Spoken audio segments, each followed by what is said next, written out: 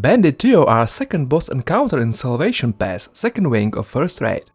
Precise class composition for this encounter isn't that important since it's very easy.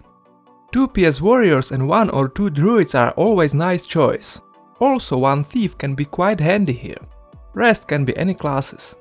Arena is quite complicated looking wooden fort with ramps and upper bridges.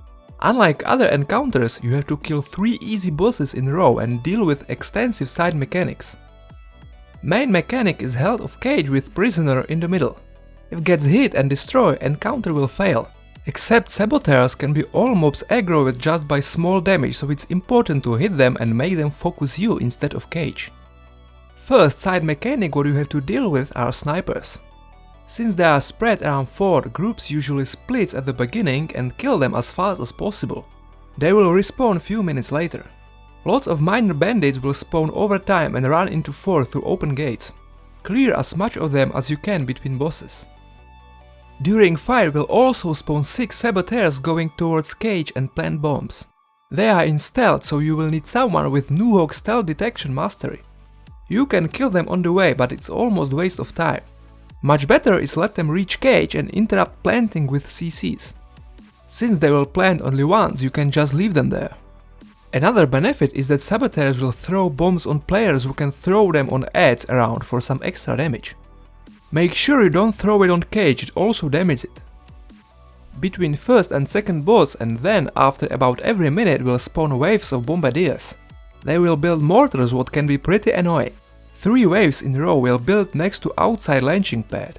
First 1 mortar, second 2 mortars, third 3 mortars. Fourth wave will build 2 mortars on both ends of upper bridge. Same as saboteurs, you don't have to kill, just interrupt them once while building mortars. Finished mortars will shoot even if bombardiers are dead, so you have to destroy them as well. 1 player dedicated for this is usually enough. Last side mechanic are environmental weapons what you will use to weaken bosses. Technically you don't have to use them at all, but it makes them easier, especially last one. First are beehives. 8 of them hanging around, just shoot them down and pile them somewhere near south gate. Second are wargs in 8 cages around walls. Make sure you release them just before second boss spawn, not sooner. And third are oil kegs. You can pick 5 of them and pile them somewhere next to north gate. Bosses spawn at fixed times during encounter and you just have to kill them as fast as possible. They have very simple mechanics and your main concern is keep them far from cage and faced on other sides since their attacks have really long range. First is Berg.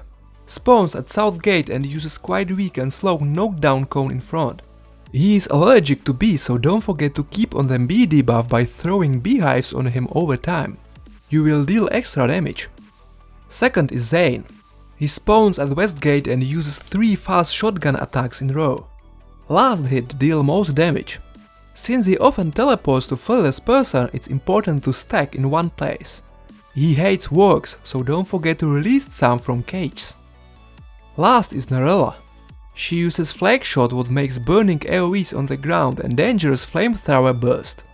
She also spawns dangerous burning tornadoes what suck and damage players. Fortunately you can throw oil kegs and let her burn herself.